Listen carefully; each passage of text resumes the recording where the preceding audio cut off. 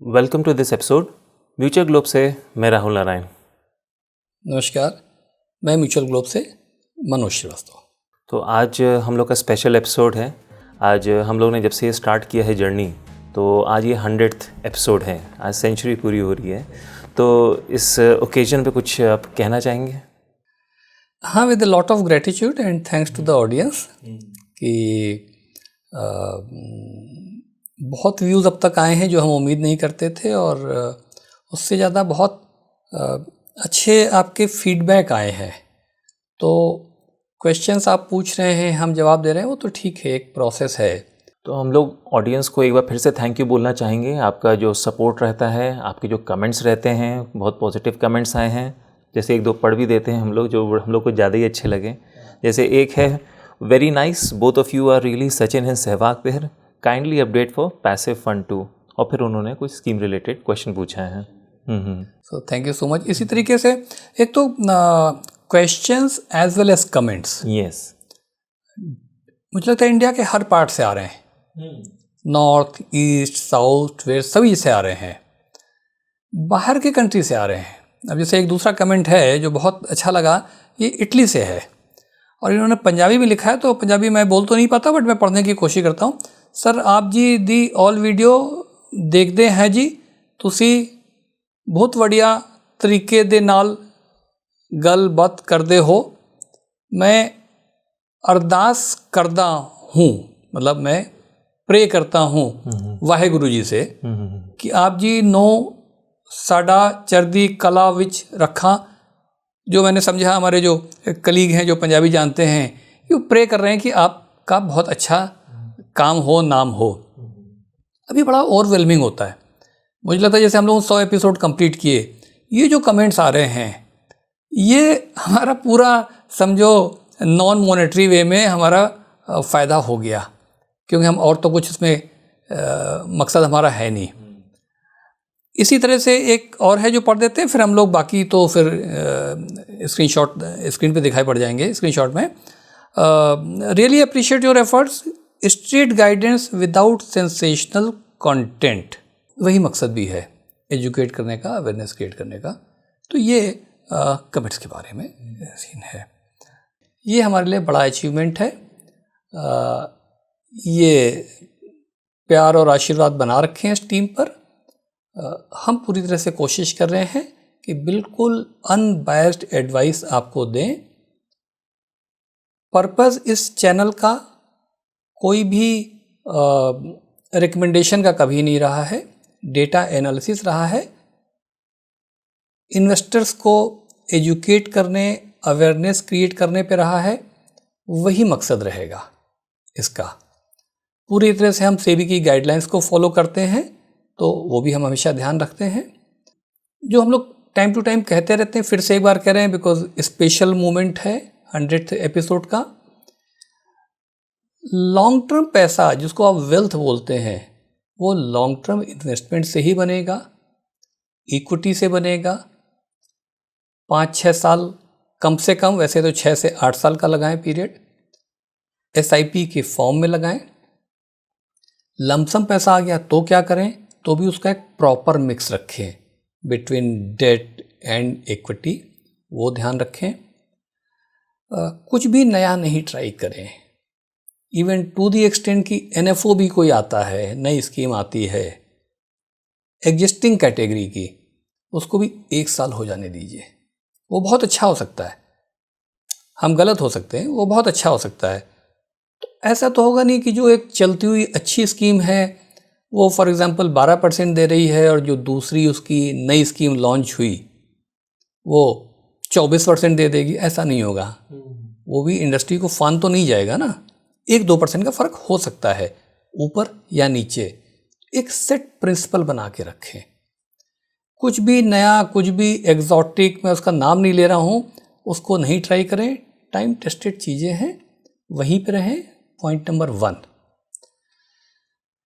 News item, आप अपने friend से मिले, आप किसी और से मिले, उसकी एनालिसिस हुई, उसने बताया, बहुत ज़्यादा उससे डिस्ट्रैक्ट नहीं हुई है। बिकॉज जो डेटा है ना, लॉन्ग टर्म में डेटा ही काम करता है, हमारी आपकी ओपिनियन कोई काम नहीं करती है। और वो हम काम करके दे रहे हैं। तो उस डेटा एनालिसिस के बेसिस पे हम आपको सारी चीज़ें बताने की कोशिश कर रहे हैं। आप अपना डिसीज़न उसी हिसाब से लेते चलिए।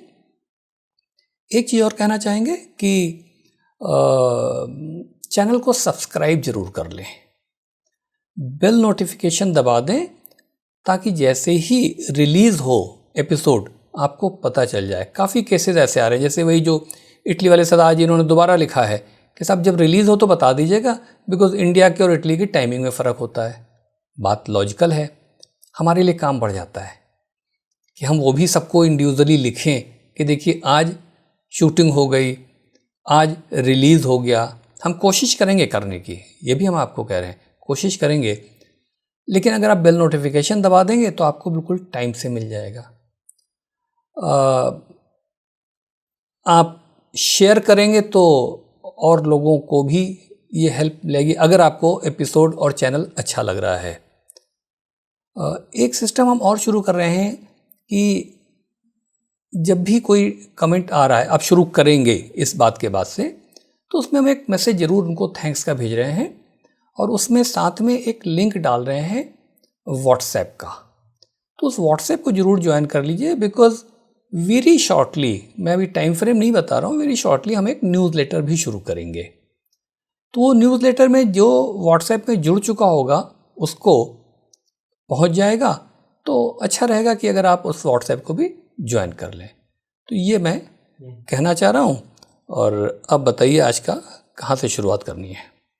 तो आज का हम लोग एपिसोड लार्ज कैप स्कीम्स के ऊपर आई गेस फोकस करेंगे।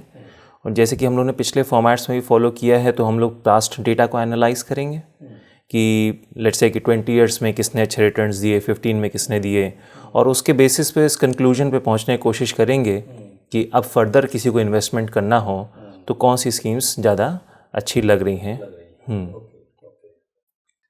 ठीक है, तो इसमें जो तुमने क्राइटेरिया लिया है वो यही है कि 20 साल, 15 साल, 10 साल, 5 साल और 3 साल में कौन सी स्कीमें टॉप 3 या टॉप 5 में रही हैं। राइट। तो जरा 20 साल से शुरू करें।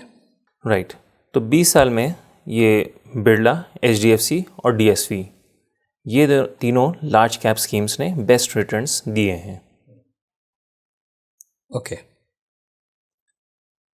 अब क्या ये जो टॉप 3 थी उस वक्त की, वो 15 साल में भी टॉप 3 में आ रही हैं या टॉप 5 में आ रही हैं? नहीं, उसके बाद फिर ये रिपीट नहीं हुई हैं लास्ट 15 ईयर्स में। लास्ट 15 ईयर्स में डिफरेंट सेट ऑफ स्कीम्स हो गई, जैसे कि निपॉन, मिरेई और ICICI। अच्छा, तो 15 साल में ये तीनों नहीं आ पाई? नहीं। तो टॉप 3 ये हो गई जो तुमने बताया। अब इसके पीछे जाते हैं कि क्या लास्ट 10 ईयर्स में ये जो तीनों स्कीमें थी, ये क्या अपनी पोजीशन बना के रखे हुए हैं? राइट। तो उसमें जैसे निपॉन की बात करें तो निपॉन ने रखी हुई है। निपॉन लास्ट 10 ईयर्स में भी उसने अच्छी परफॉर्मेंस दी है। उसके बाद ICICI, उसने भी अच्छी परफॉर्मेंस दी है। मिरेई ने भी अच्छी दी है, वो टॉप 3 में नहीं आई है, वो टॉप 5 में है। और एक नई स्कीम ऐड हो गई, वो थी कैनरा। अब जैसे ये जो स्क्रीन पे दिखाई भी पड़ रहा है और तुम भी देख रहे हैं, 15 साल में जो ये निकल के आ रही निपॉन, ये देखिए 15, 10, 5, 3, इन सारे पीरियड में टॉप 3 में दिख रही है। यस। सिमिलरली ICICI प्रूडेंशियल की भी जो लार्ज कैप है, वो भी 15, 10, 5 और 3 में टॉप 3 में दिखाई पड़ रही है। राइट। हाँ, ये जो स्कीम है मिरेई की लार्ज कैप की, ये 15 में रही, 10 में थोड़ा सा फिसली है, टॉप 5 में आ गई, लेकिन उसके बाद फिर ये टॉप 3 या टॉप 5 में नहीं आ पाई है। तो ये एक इम्पॉर्टेंट ऑब्जर्वेशन है। राइट। अब अगर इस पे आ जाते हैं 10 साल पे, तो इसमें जैसे तुमने बताया कि ये निपॉन और ICICI तो आ ही रहा है, एक नई स्कीम और जुड़ गई, कैनरा रोबेको की। नई से मतलब टॉप 3 में आ गई। राइट। इनफैक्ट जो डेटा से देख रहे हैं कि निपॉन और ICICI कंसिस्टेंट हैं, तो 1 और 2 उनमें फाइट रही है। बाकी कभी कोई स्कीम आ गई, कभी कोई स्कीम आ गई।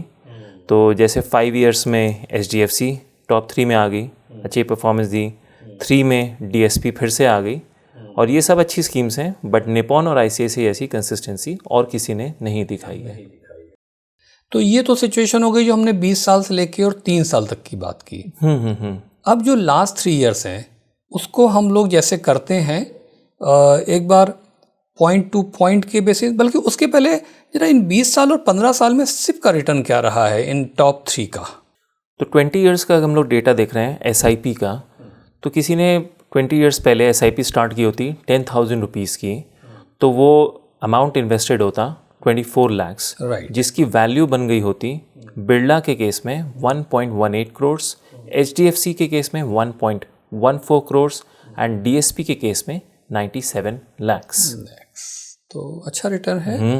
SIP है और लार्ज कैप है। यस, मतलब जो रेगुलेटर की इंस्ट्रक्शन के हिसाब से भी 80% तो मिनिमम लार्ज कैप स्टॉक्स में ही जाना है, तो उसको लीवे थोड़ा सही है 20% का, मिड कैप कर दे कि स्मॉल कैप कर दे।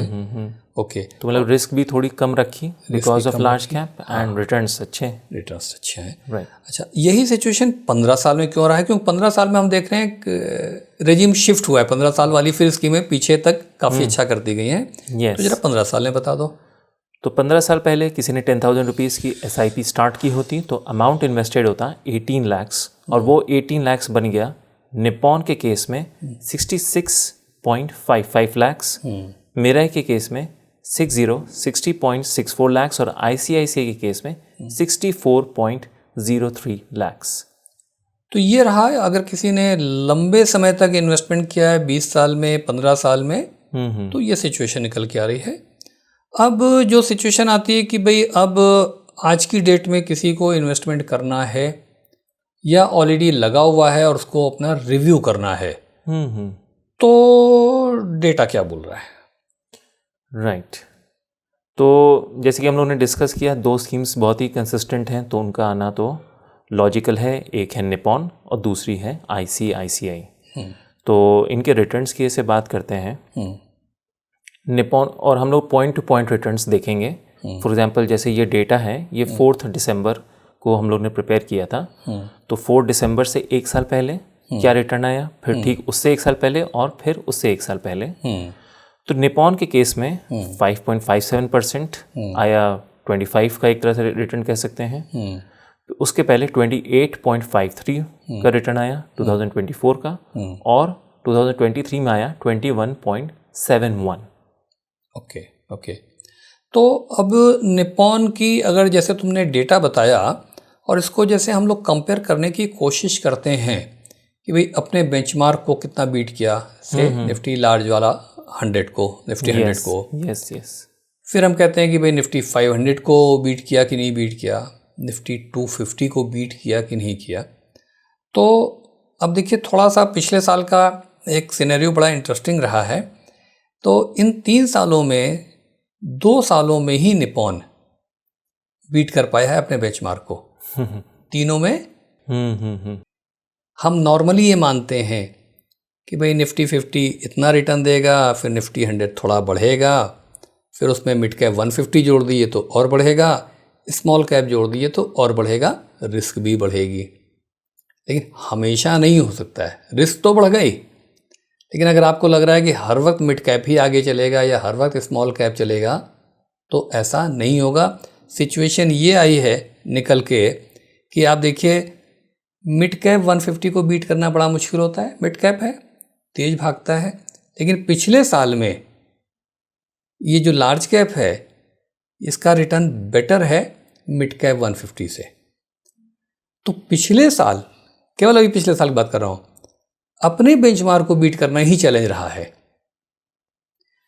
हमारी जो स्कीमें आ रही हैं आपको स्क्रीन पे दिखाई पड़ रही हैं, इन 5 में से केवल एक स्कीम है ICICI की, जिसने लास्ट ईयर का बोले तो 4 दिसंबर 24 से 4 दिसंबर 25 में बीट किया है। बाकी स्कीमें पिछले साल अपने बेंचमार्क को बीट नहीं कर पाई हैं। हाँ, उसके पहले के जो 2 साल हैं उसमें किया है। अपने बेंचमार्क को एक ने बीट किया 3 साल, ICICI, यस, निपॉन ने बीट किया केवल 2 साल। तो उस एंगल से भी जब एक क्लोज कंपटीशन चल रहा है बिटवीन निपॉन एंड ICICI, तो थोड़ा ही फर्क है, लेकिन टॉप 2 में ये निकल के आ रही हैं। तो ये तो बात हो गई निप्पॉन की और आईसीआईसीआई की। अब डीएसपी का क्या सीन दिखाई पड़ रहा है? तो डीएसपी ने भी अगेन 2 पीरियड में अपने बेंचमार्क को बीट किया है, लास्ट ईयर में नहीं कर पाई है। निफ्टी 500 को तीनों पीरियड में बीट किया है और निफ्टी लार्ज एंड मिड को एक ही पीरियड में बीट कर पाई है। एक ही पीरियड बीट कर पाई है, ठीक है। तो एक तरीके से ये 3 की बात निकल के आ रही है, निप्पॉन, डीएसपी, आईसीआईसीआई। और उसमें भी अगर बिल्कुल फोटो फिनिश फाइट की बात करें तो आईसीआईसीआई और निप्पॉन के बीच की सिचुएशन है। डीएसपी थोड़ा सा क्योंकि कंसिस्टेंटली निप्पॉन और आईसीआईसीआई ने प्रूव किया है, कंसिस्टेंटली प्रूव पिछले 15 साल में। हाँ, तो वो है। अब इन 3 के अलावा भी 2 स्कीमें दिखाई पड़ रही हैं स्क्रीन पे, इसके बारे में क्या बताना चाहोगे? तो बंधन और वाइटोक भी लोग अपनी रडार में रख सकते हैं। कोई इन्वेस्टेड है तो उसमें कंटिन्यू करें इन्वेस्टमेंट, क्योंकि ये भी अच्छी स्कीम है। तो ये टॉप 5 में फिगर हो रही है। तो जैसे अगर अगेन बेंचमार्क की बात करें तो बंधन और वाइटोक ने दोनों ने 2 पीरियड में बीट किया है, 2 आउट ऑफ 3। निफ्टी 500 को 2 पीरियड में बीट किया है, 2 out of 3। Similarly large and mid की बात करें तो बंधन ने 2 पीरियड में बीट किया है और वाइटोक एक ही पीरियड में बीट कर पाई है, बीट कर पाया है। ठीक है, तो ये हो गई परफॉर्मेंस की बात। ठीक है ना। अब इसके बाद में अगर थोड़ा सा हम पी रेशियो देखने की बात करें तो बंधन थोड़ा महंगा दिख रहा है, 27.99 का पी है। निप्पॉन उससे कम है, ऑफ कोर्स 26.41 है। आईसीआईसीआई और कम है तो 23.93 है। तो चूंकि अब ये मुकाबला बिल्कुल वो 2 के बीच में और 3 के बीच में ही ज़्यादा होता हुआ दिखाई पड़ रहा है, तो ये भी एक फैक्टर है आपके देखने का। जैसे डीएसपी हल्का सा कमजोर इन दोनों के मुकाबले पड़ रहा है, लेकिन पी के फ्रंट पे बेटर दिखाई पड़ रहा है। तो अगले 1 साल में सिचुएशन चेंज भी हो सकती है, तो ये ध्यान रखने की सिचुएशन है। किसी भी स्कीम के लिए रिकमेंडेशन नहीं है, लेकिन हाँ ये तीनों आपस में अच्छे से फाइट करते हुए दिखाई पड़ रही हैं। तो ये तो हो गया परफॉर्मेंस के बेसिस पे। अब जरा इनके रिस्क रेशियोज को भी देख लेते हैं। तो रिस्क रेशियोज पे राहुल एक बार जरा बताएं कि क्या सिनेरियो निकल के आ रहा है।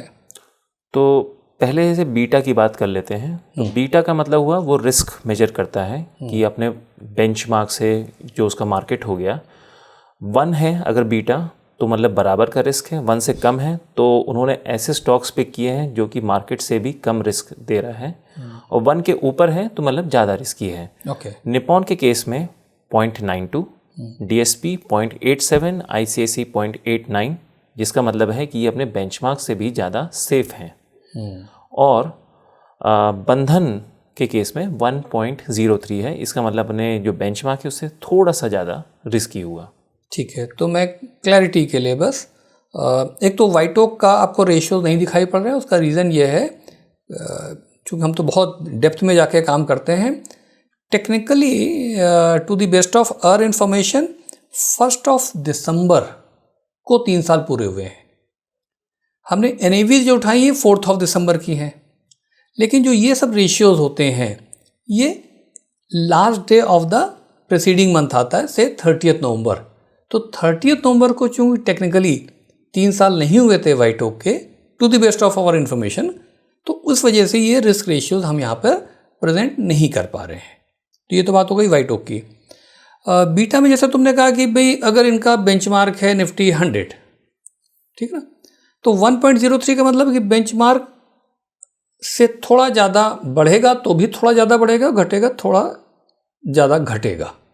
हाँ, रिस्क ज़्यादा उन्होंने लिया हुआ है, ज़्यादा लिया हुआ है। यस। बाकी जो दिखाई पड़ रहे हैं 0.92, 0.87, 0.89 वो अपने बेंचमार्क से बढ़ेंगे भी थोड़ा कम, लेकिन घटेंगे भी थोड़ा कम। तो जो कंजर्वेटिव इन्वेस्टर है, और हम मानते हैं कि लार्ज कैप वाला कंजर्वेटिव ही इन्वेस्टर होता है, तो उसके लिए थोड़ा सा ये कंफर्टिंग हो सकता है बीटा। राइट। अल्फा में क्या सिचुएशन है? राइट। अब अल्फा मतलब हायर इज़ बेटर। जितना ज़्यादा अल्फा जनरेट कर रही है मतलब उस रिस्क के लिए उन्होंने ज़्यादा रिटर्न्स जनरेट किए हैं। निप्पॉन के केस में है 4.13, डीएसपी 3.31, आईसीआईसीआई 3.44। तो ये तीनों साफ साफ टॉप 3 हैं। उसके बाद बंधन है 1.73। ठीक है, तो अल्फा क्लियर कर रहा है, जो अभी तक डिस्कशन हुआ है उससे मैच कर रहा है, कहीं कंफ्यूज नहीं कर रहा है। Correct. What about SD? SD denote करता है कि कितना फ्लक्चुएशन हुआ है, कितना ज़्यादा ऊपर कितना ज़्यादा नीचे। तो हम लोग देख रहे हैं कि रफली सेम है टॉप 3 स्कीम्स का, 11.56, 11.08, 11.16, मतलब कि बहुत ज़्यादा डिफरेंस नहीं है। और बंधन में थोड़ा सा ज़्यादा है एसडी 12.87। तो ज़्यादा एसडी यानी ज़्यादा स्टैंडर्ड डेविएशन का मतलब है कि वॉलेटिलिटी ज़्यादा रहेगी। राइट। तो जितना कम हो उतना अच्छा बेहतर है। यस। तो इन तीनों का बराबर रहा है टॉप 3 स्कीम्स का। ओके। अगेन शार्पी जो है वो शार्पी एसडी का रिवर्स हो गया कि जितनी रिस्क ली उस हिसाब से कितना रिटर्न मिला, हायर इज बेटर। तो अगेन हम लोग देख रहे हैं टॉप 3 स्कीम्स का रफली सेम है, 0.97, 0.9 और 0.92। बंधन का थोड़ा कम है, 0.75। ठीक है। तो यहाँ भी आकर के जितना डेटा होता जा रहा है वो 3 के बीच में ही चल रहा है। आप चाहे अल्फा देखो, चाहे बीटा देखो, चाहे शार्पी देखो, चाहे इवन एसडी देखो, करेक्ट, तो वो निकल के आ रहा है। यस। Okay okay okay. तो ये रिस्क रेशियो कह रहा है मार्केट कैप के एंगल से, चूंकि रेगुलेटर ही कहता है कि भाई इसमें 80% कम से कम लार्ज कैप में ज़रूर होना चाहिए। तो जो हमको ये शीट दिखाई पड़ रही है, स्क्रीन पे आपको भी दिखाई पड़ रही है, उसके हिसाब से सभी ने 80% से 80% से ऊपर किया हुआ है। निपॉन ने 85 कर दिया है, आईसीआईसी ने 81 कर दिया है। So that is good. हाँ, बंधन में थोड़ा सा ध्यान दें आप। बंधन में मिड कैप भी 9% है और स्मॉल कैप भी 8.5 से ऊपर है, तो इसका ध्यान रखें। इस पे बेसिकली थोड़ा सा उन्होंने रिस्क ज़्यादा लिया हुआ है, ज़्यादा लिया जो कि हम लोग को रेशियो से भी क्लियर हुआ। हाँ, यस। तो वो है। अच्छा, उसी तरीके से हमने जब इसकी एक कोरिलेशन मैट्रिक्स निकालने की कोशिश की है तो सब 93, 94, 95% आ रहे हैं। हम उसके डिटेल में नहीं जा रहे हैं, बताने की कोशिश ये कर रहे हैं आप ऐसा ना करें कि आपने अपने 100 रुपये लिए और 25-25 रुपये 4 लार्ज कैप में डाल दिया और आपने कहा डाइवर्सिफिकेशन हो गया। वो लगभग मिलते जुलते हैं। तो अगर आपको डाइवर्सिफिकेशन करना है, ये उस एंगल से हेल्प करता है, तो फिर 25 रुपये लार्ज कैप में डाला और 25 फिर आपने मिड में डाला और 25 फिर आपने फ्लैक्सी में डाला, वो आपका डाइवर्सिफिकेशन होगा। एक ही कैटेगरी में किसी भी हो, चाहे लार्ज कैप हो या कोई भी कैटेगरी हो, उसी में सारा पैसा 3-4 स्कीमों में, 3-4 अलग अलग म्यूचुअल फंड की स्कीम में डाल देंगे, तो वो डाइवर्सिफिकेशन एक्चुअली नहीं हुआ। करेक्ट। तो आज का एपिसोड हम लोग यहाँ रैप अप करते हैं। और ऑडियंस से एक बार रिक्वेस्ट है कि अगर आपको एपिसोड अच्छा लगा हो तो प्लीज़ इसे लाइक करिए, शेयर करिए और सब्सक्राइब करिए। और फिर मिलते हैं नेक्स्ट एपिसोड में, जिसमें कि हम लोग कुछ और स्कीम्स रिलेटेड और कमेंट्स रिलेटेड डिस्कस करेंगे। Thank you.